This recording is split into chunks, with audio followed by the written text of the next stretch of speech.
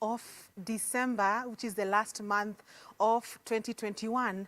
Happy new month, a day when a new city has been born in Kenya, and the world marks World AIDS Day, this year's theme being End Inequalities and AIDS, placing a special focus on reaching people who have been left behind. Good evening and welcome to Newswatch on Hope TV, where you look and live. I'm Tess Njenga and my sign language interpreter is Boniface Mureithi.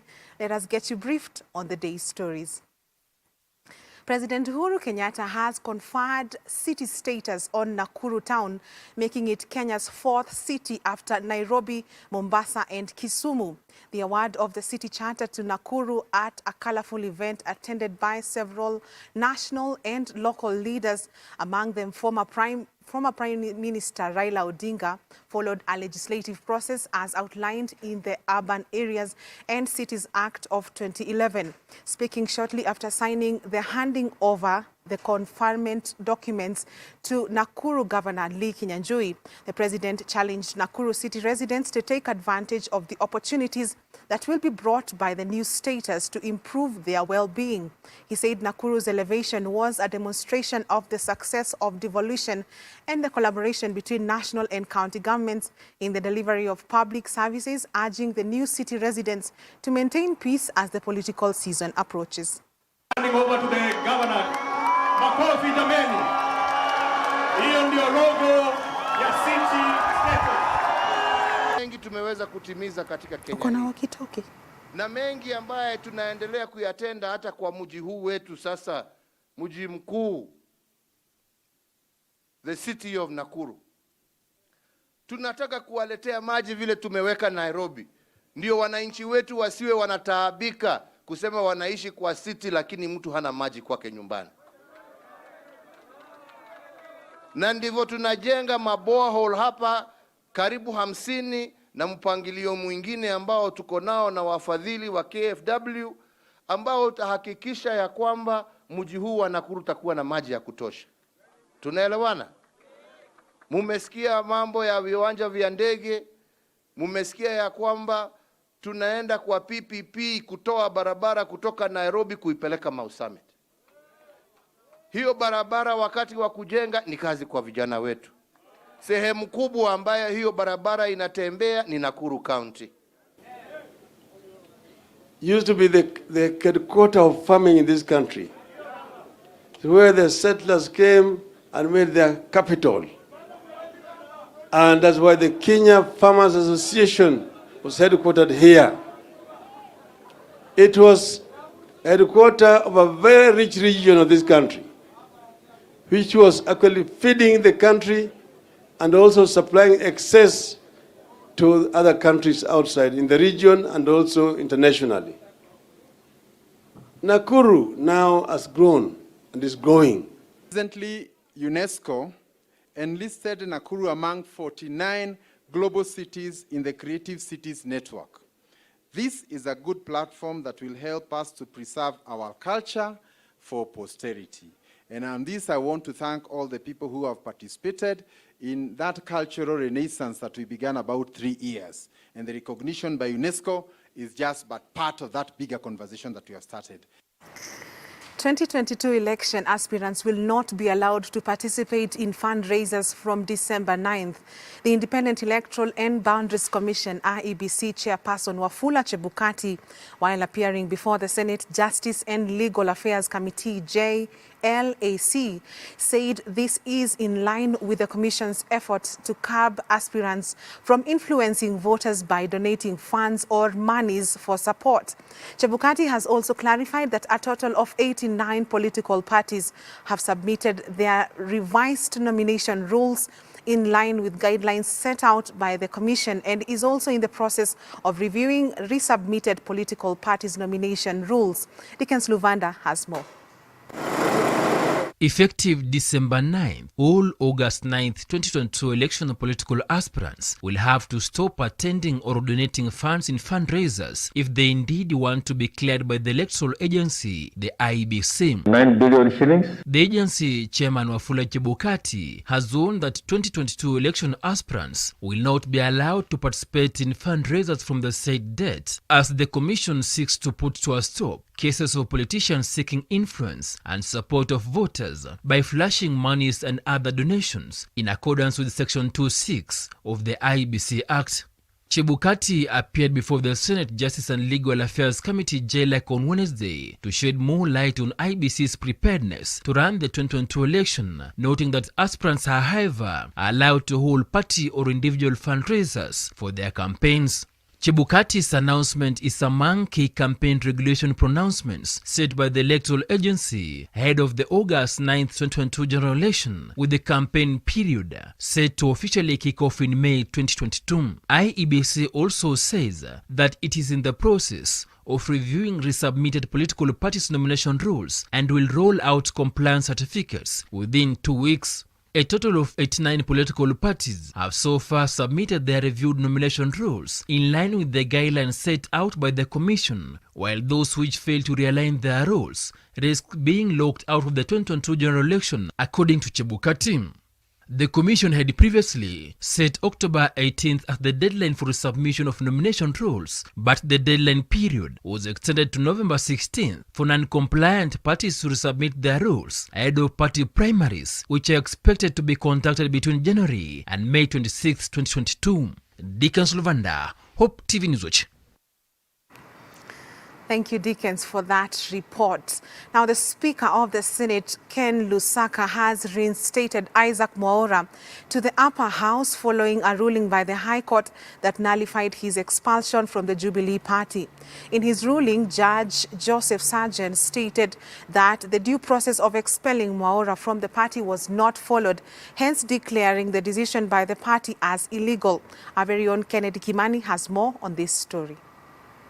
I therefore direct that Senator Dr. Isaac Mwaura Maigwa, CBS MP, remains a senator in accordance with the Constitution of Kenya and the Senate standing orders. 6 months after he was expelled from the Jubilee Party for allegedly violating the party's code of conduct, it is a sigh of relief for nominated Senator Isaac Mwaura after Senate Speaker Ken Lusaka readmitted Mwaura to the upper house following a High Court ruling that stated that Mwaura's ejection from the Jubilee Party was unlawful and a violation of his rights. Senator Dr. Isaac Mwaura Maigwa exercised his constitutional right to appeal against the decision of the political parties disputes tribunal, and a verdict has been delivered by the High Court.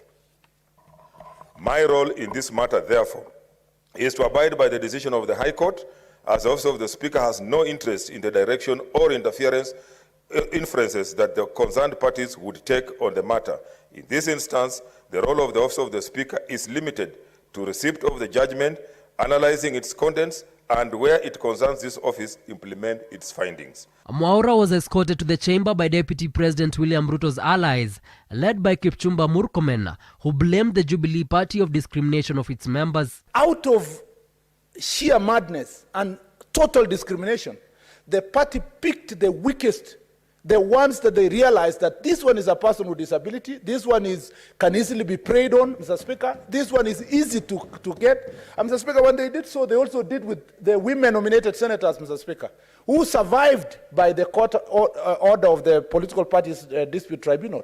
The question we should ask ourselves going forward is, will political parties continue being run like Jubilee? The Jubilee Party had already nominated former Samburu Senator Sami Leshore to replace Isaac Mwaura, but that did not see the light of day after a court order stopped Leshore's oath-taking. Kennedy Kimani, Hope TV News Watch, Nairobi. Thank you, Kennedy, for that report. Moving on, conjoined twins, a rare phenomenon in the medical profession, have been delivered to a 23-year-old mother at a Kisii County private hospital. The twins, weighing 4.6 kilograms each, all female, were in a stable health condition and were referred from Lenmek Health Facility to Kisii Teaching and Referral Hospital, KTRH. But the parents of the twins, Lillian Moran Mora and Vincent Magati, while appreciating the bundle of joy requested for their separation through surgery. The parents of conjoined twins born at Lenmek Hospital in Kisii County say they were in shock since they were not informed of any abnormalities despite regular prenatal clinic visits. According to the parents, no complication were experienced during pregnancy until the last day when acute stomach pains prompted the mother to seek hospitalization.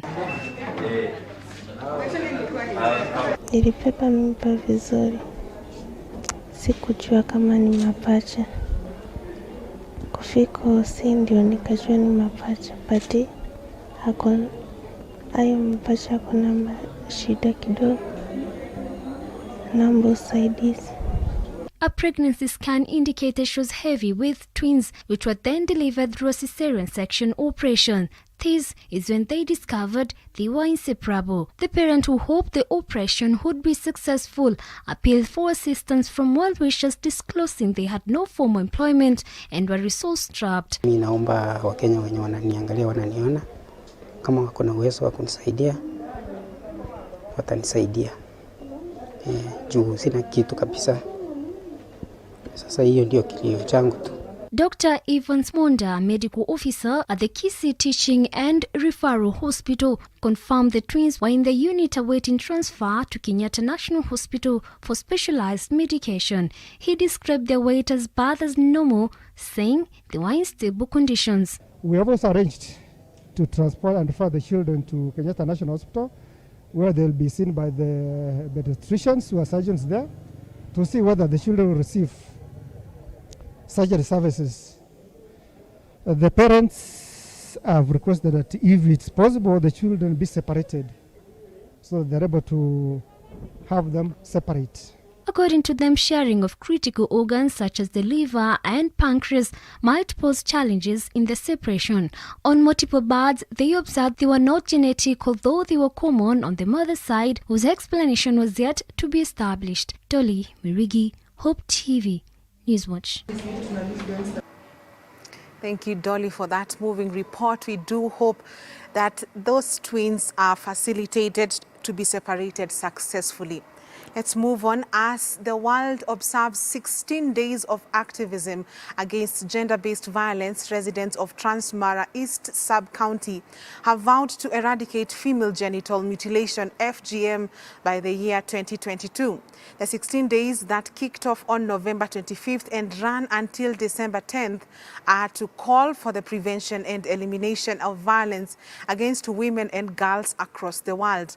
Transmara Sub-County has 4 wards that have come together to say no to outdated cultural practices that hinder education in the area.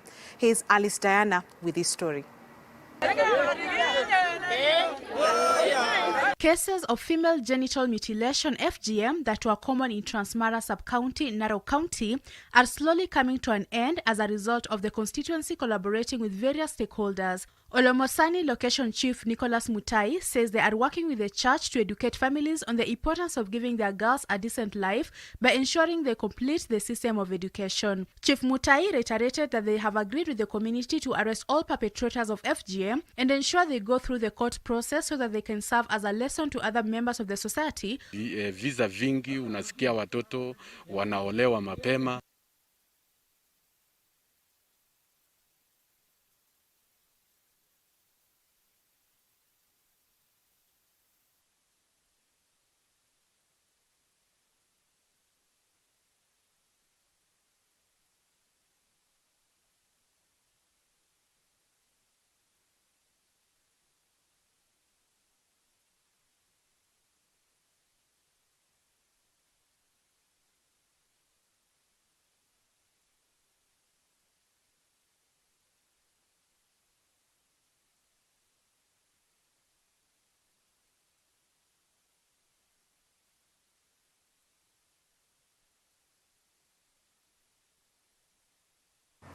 We apologize for that technical hitch. Let's now take a short commercial break. Don't go too far.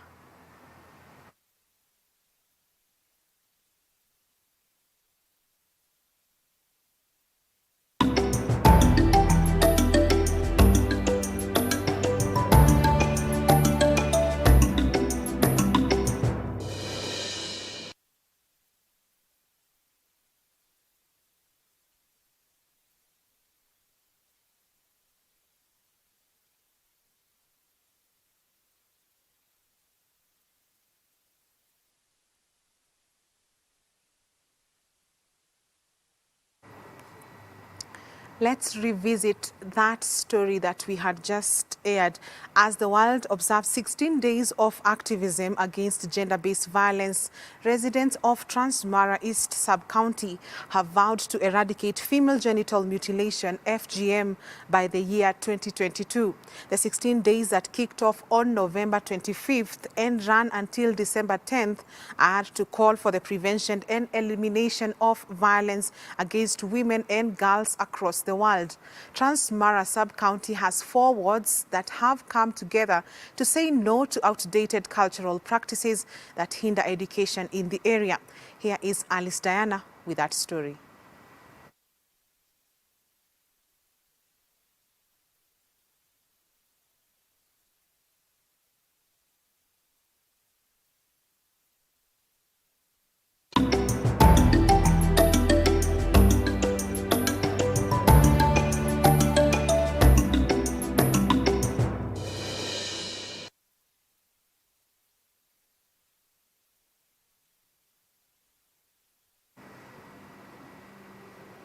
We apologize for that technical hitch yet again. Let's move on. Taking a look at COVID-19 statistics, 76 more people have tested positive for COVID-19 from a sample size of 4,853 tested in the last 24 hours. Today's positivity rate is at 1.6%. Total confirmed positive cases are now 255,164.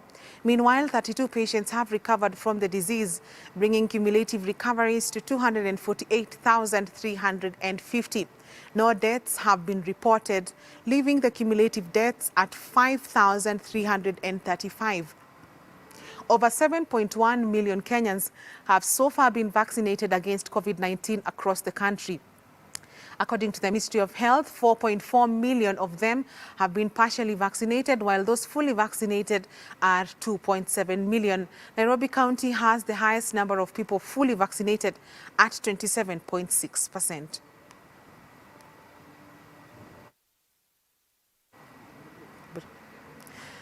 Let's take another short commercial break. We'll be back with much more news.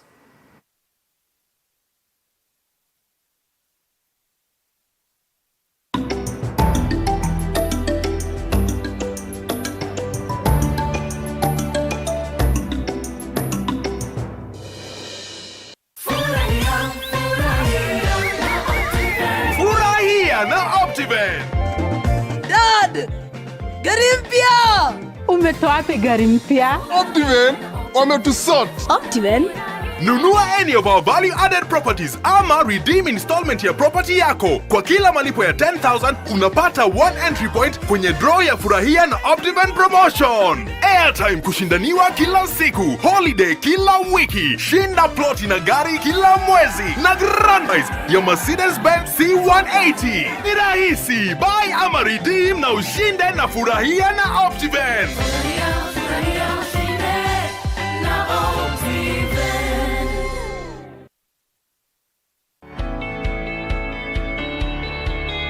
Dunia ni mali ya Bwana na vyote vijazavyo. Nguruwe ni mali ya Bwana au?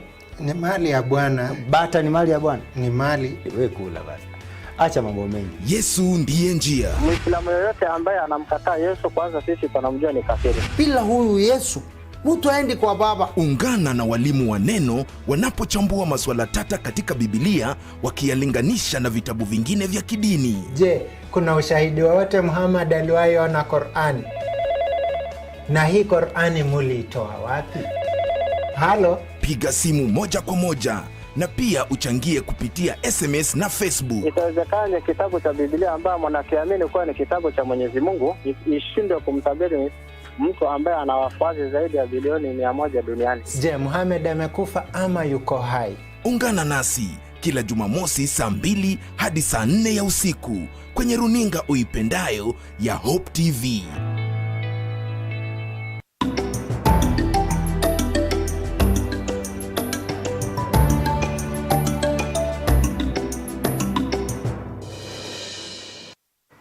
A very warm welcome back to you. Let's continue. The Party of National Unity, PNU, is set to open all its closed offices across the country ahead of the next year's polls. Party officials led by Laikipia Governor Nderitu Mureithi, Party National Chair Engineer David Kamau, Organizing Secretary John Kamama have said that the move by the party to reopen its offices in all the 47 counties is aimed at getting back more members. On Tuesday, the party held a meeting with party chairpersons from the 14 counties in the Rift Valley with an aim to reactivate the branches that took a low profile after the end of retired President Mwai Kibaki's tenure. As a party, we decided to have a meeting, a strategic meeting with our Rift Valley officials from the 14 counties.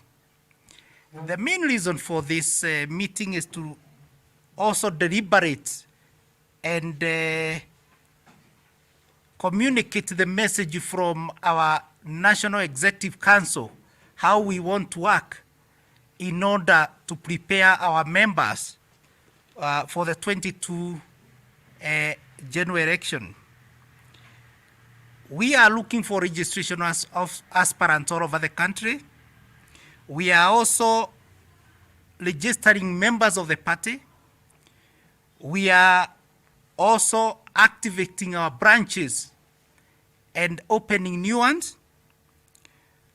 And we are also helping our branches to revitalize the party activities. Hii yote ni katika shughuli ya kujiandaa kama chama kwa uchaguzi wa mwaka ujao. Kwa sababu mkumbuke kwamba hiki chama ndio chama mwanzilishi wake rais wa 3 wa Jamhuri ya Kenya Mheshimiwa Mwai Kibaki, ndio chama ya marehemu Professor George Saitoti, na chama ya wengi wetu. Mimi mwenyewe nilikuwa mbunge wa Laikipia Magharibi kwa tikiti ya chama hiki. Wote tuko hapa ni viongozi wa Rift Valley.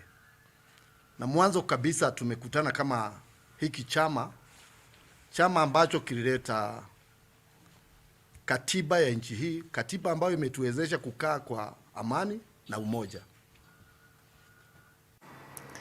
Former Vice President and Kenya Special Envoy to South Sudan, Honorable Kalonzo Musyoka, today attended a high-level meeting on the South Sudan peace process organized by the Wilton Park Group in Kampala, Uganda.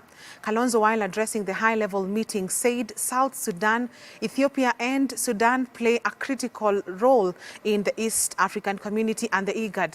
He also called upon the East African community to consider throwing its weight in the peace process as a region. The Special Envoy also urged the international community to reconsider its approach to financing projects in South Sudan. He implored upon them to provide the necessary financing for the unification of the army for the sake of expediting the revitalized agreement to South Sudan. There are challenges which affect all of us. And as countries and region go through elections, go through war, civil war, we have to know that we cannot, as partners also, we cannot afford to run away from the region. South Sudan is a member of East African Community. Perhaps we need also to look at what countries of United Republic of Tanzania, Rwanda, Burundi, right, who are not members of IGAD, and yet South Sudan is in this other vibrant, because they believe in integration. What can East Africans also do when there's a problem within the IGAD region? Engineer Sub-County Hospital in Nyandarua County is set for a major facelift in a move to better health services. According to County Health Executive Dr. John Mungai, the hospital is set to benefit with infrastructure worth 300 million Kenya shillings funded conjointly by both levels of government. This, he said, will see a 74-bed capacity men and female ward built, coupled with construction of an oxygen plant and an outpatient wing. Mungai noted that addition of this infrastructure, which will be set for operationalization by June 2022 will see more illness handled at the hospital and the number of referrals of patients to other hospitals reduced. The executive added that the county government was committed to adding the number of health workers across the county, noting that they had already posted 2 gynecologists, a surgeon, an eye specialist, and added the number of nurses at the hospital. We will make this hospital and the people of Kinangop enjoy better health facilities. The county government will assist also in recruiting more healthcare workers. We have recently recruited and posted 2 gynecologists here. They didn't have any. We have recruited a surgeon who is coming here. We have boosted the nursing staff.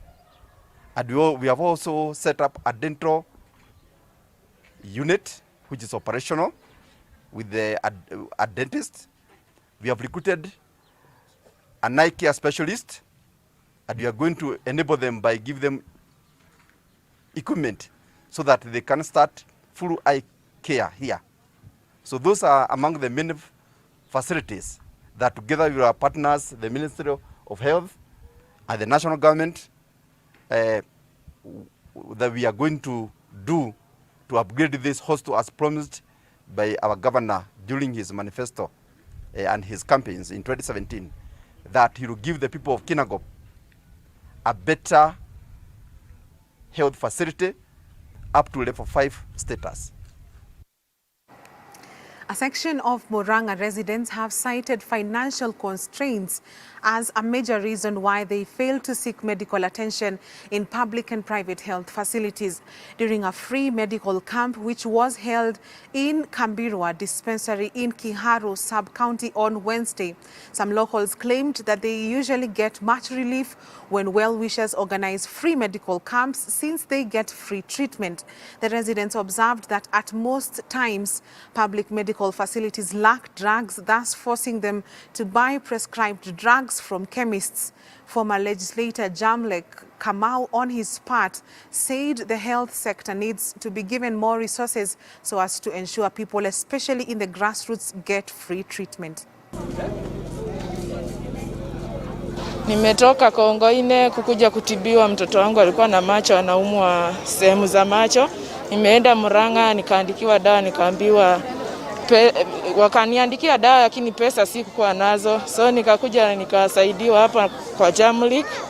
Na kama mnajuavyo, leo ni siku ya World AIDS Day, na kwa hivyo pia tumeset a camp here pahali kama mtu anataka kupimwa ukimwi pia anapimwa, na kama kuna shida kuna counselors ambayo wataongea na yoyote ambaye anaweza pata shida hiyo. Tuko na vipimo, mtu kama kuna shida yoyote ya mwili anakuja naangaliwa blood pressure, anaangaliwa ile maradhi mengine ya mwili. Nilikuja hapa kwa shinda ya macho, nimetimbiwa, nimepatiwa ndawa, na nilikuwa na shinda ingine ya viungo vya mwili. Sasa nimepatiwa ndawa za bure. Nafikiria baada ya kunywa hizo ndawa kumaliza, shinda yangu yote itakwisha. Tunafurahia Jamlek sababu ya kutuletea matibabu ya bure. Sababu watu ni wagonjwa lakini pesa inakosekana. Tunakuja hospitali za serikali, unakuja unatibiwa, unaandikiwa dawa, unaambiwa uende ukanunue. Sababu hakuna dawa na pesa hakuna. Tunataka sisi kama wakaaji wa Kabelwa, serikali ituletee dawa kwa hospitali kwa sababu kuna wazee na kuna shosho hawezi kufika hapa, na atuletee dawa za bei za chini, si dawa ya bei kali, kwa sababu hata mama yangu anakunywanga dawa ya sukari na anaenda nanunua 700 kila mwezi. Nataka watuletee mpaka dawa ya sukari na ya pressure.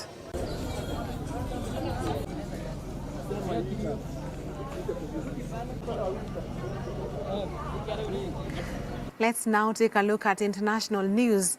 As nations battle the COVID-19 pandemic, European Commission President Ursula von der Leyen has suggested that the that the EU, member states consider mandatory vaccines.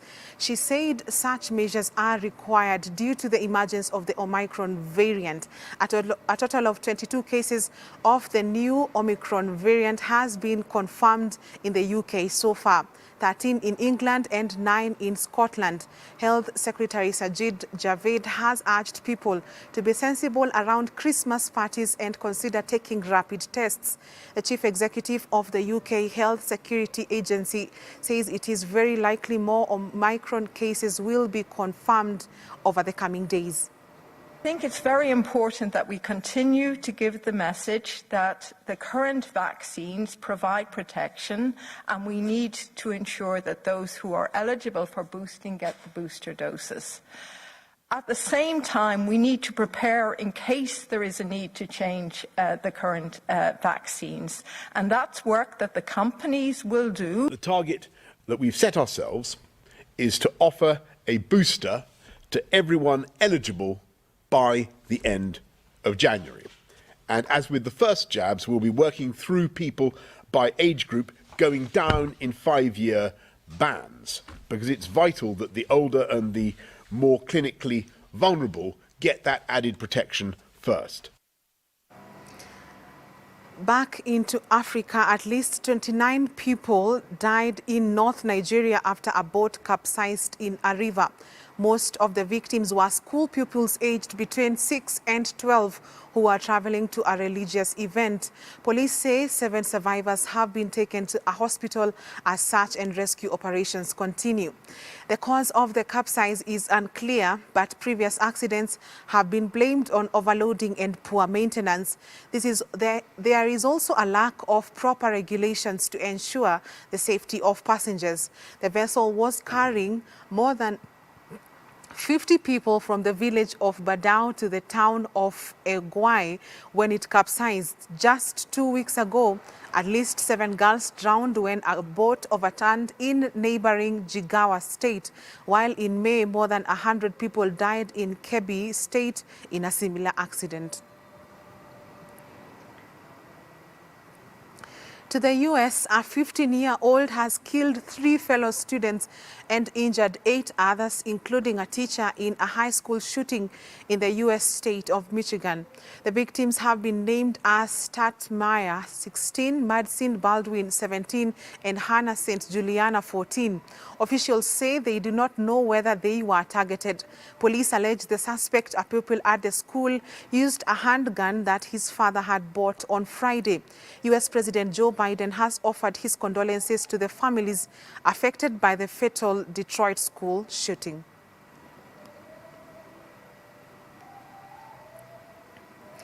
We now take another commercial break. On Newswatch Tonight, business is still on the way.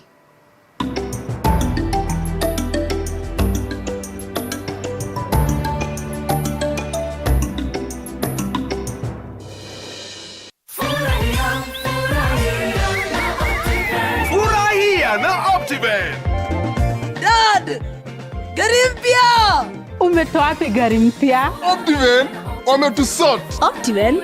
Nunua any of our value-added properties ama redeem installment ya property yako. Kwa kila malipo ya 10,000 unapata 1 entry point kwenye draw ya Furahia na Optiven promotion. Airtime kushindaniwa kila siku, holiday kila wiki, shinda ploti na gari kila mwezi, na grand prize ya Mercedes-Benz C180. Ni rahisi, buy ama redeem na ushinde na Furahia na Optiven. Hope TV is where you look and live, with an excellent selection of the best Christian programming consisting of local and international content, of inspirational stories, talk shows, Bible commentary, youth, health shows, children entertainment, contemporary gospel music, extended times of worship, live broadcast, news, movies, drama, Christian ministry programs, and so much more. Hope TV is another quality service from Christ is the Answer Ministries, with over 45% of authentic and credible local content every week. Hope TV is a sister station to Hope FM, Kenya's leading Christian radio station, with footprints across the country. Tune in to Hope TV, where you look and live. You've done everything. Join us every Sunday for unlimited, uplifting, powerful worship.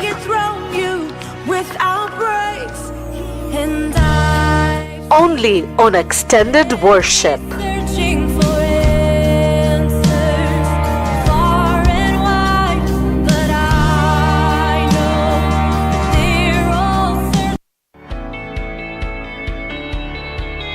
Dunia ni mali ya Bwana na vyote vijazavyo. Nguruwe ni mali ya Bwana au? Ni mali ya Bwana. Bata ni mali ya Bwana? Ni mali. Wewe kula basi. Acha mambo mengi. Yesu ndiye njia. Muislamu yoyote ambaye anamkataa Yesu, kwanza sisi tunamjua ni kafiri. Bila huyu Yesu, mtu aendi kwa Baba. Ungana na walimu wa neno wanapochambua masuala tata katika Biblia, wakiyalinganisha na vitabu vingine vya kidini. Je, kuna ushahidi wowote Muhammad aliwahi ona Qur'ani? Na hii Qur'ani muliitoa wapi? Halo? Piga simu moja kwa moja na pia uchangie kupitia SMS na Facebook. Itawezekana kitabu cha Biblia ambaye mwanakiamini kuwa ni kitabu cha Mwenyezi Mungu ishindwe kumtabiri mtu ambaye ana wafuasi zaidi ya bilioni 100 duniani. Je, Muhammad amekufa ama yuko hai? Ungana nasi kila Jumamosi saa 2 hadi saa 4 ya usiku kwenye runinga uipendayo ya Hope TV.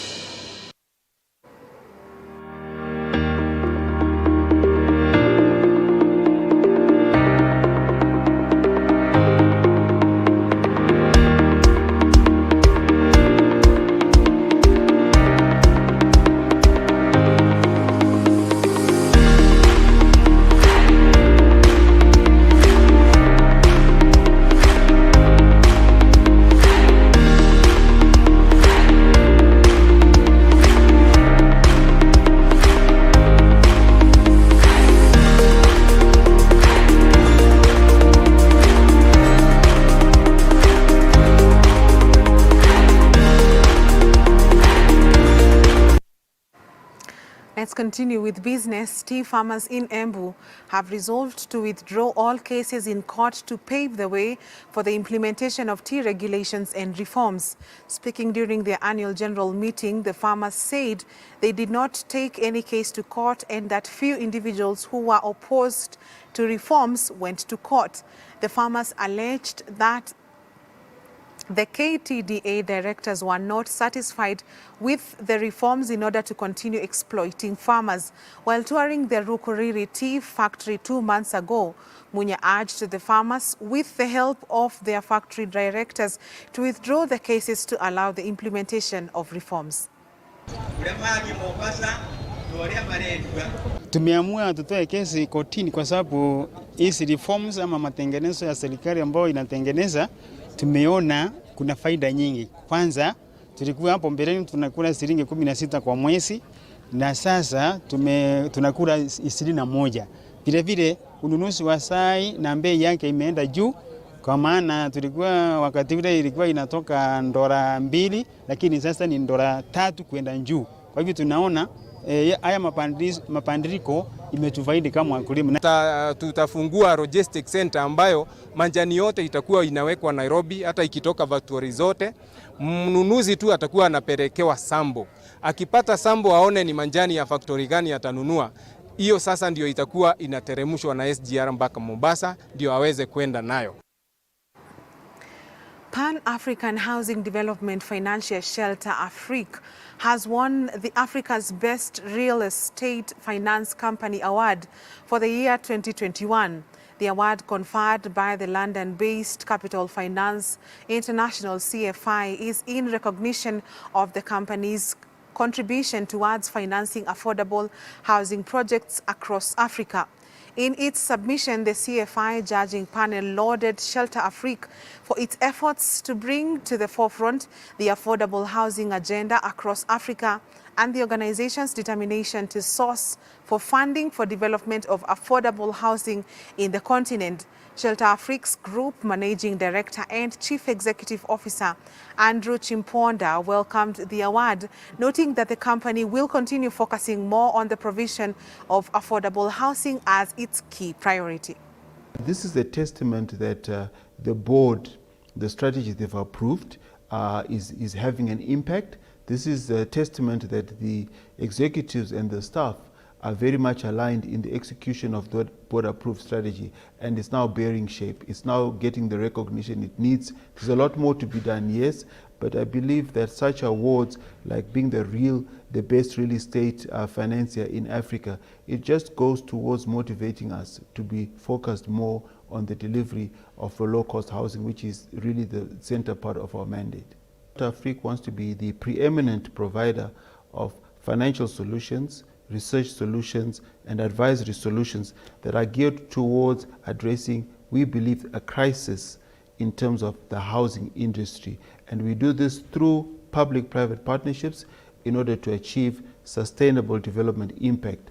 So we, as Shelter Afrique, at 56 million units of houses based on our Center of Excellence, at an average of $25,000, you need at least $3 trillion.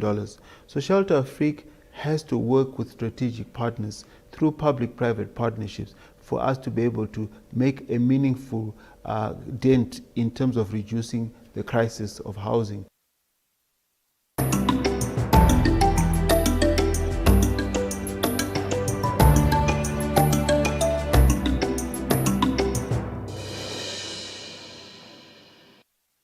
In sports, world and Olympic 1,500 meters champion Faith Chepngetich Kipyegon and two-time Olympic marathon champion Eliud Kipchoge are among global stars lined up for World Athlete of the Year awards tonight. The two, who train under Dutchman Jos Hamens of Global Sports Communication alongside Uganda's Olympic 5,000-meter champion Joshua Cheptegei, are the three Africans shortlisted among the 10 finalists. In the Rising Stars category, Kenya's 800 meters specialist Emmanuel Wanyonyi is also in the mix. 17-year-old Wanyonyi won gold at the Under-20 World Championships at home soil as he set the fastest time of the year for an Under-20 athlete. 10 awards will be presented at the World Athletics Awards 2021 in a virtual ceremony which will be hosted by marathon great Paula Radcliffe and long jump star Jasmine Swayers. Governor Jackson Mandago has held talks with members of the Athletics Kenya Masters from Uasin Gishu County on how to incorporate their race in the annual Eldoret City Marathon. During the discussions held at the county headquarters in Eldoret town, the governor also discussed how to boost Masters activities and promote the sport to attract more participants. Mandago pledged to ensure the Chaigaya High Altitude Training Camp in Sub-County is completed on time for sportsmen and women to start using it. He noted that apart from bringing people together and helping athletes earn a living, sporting activities are very key in ensuring people live a healthy lifestyle through continued exercise. Some of the athletes present during the discussion recently represented the county government of Uasin Gishu in the 13th edition of African Masters Championships Athletics that was held between 24th and 27th November at Nyayo Stadium in Nairobi. They won 27 gold medals and 8 silver medals.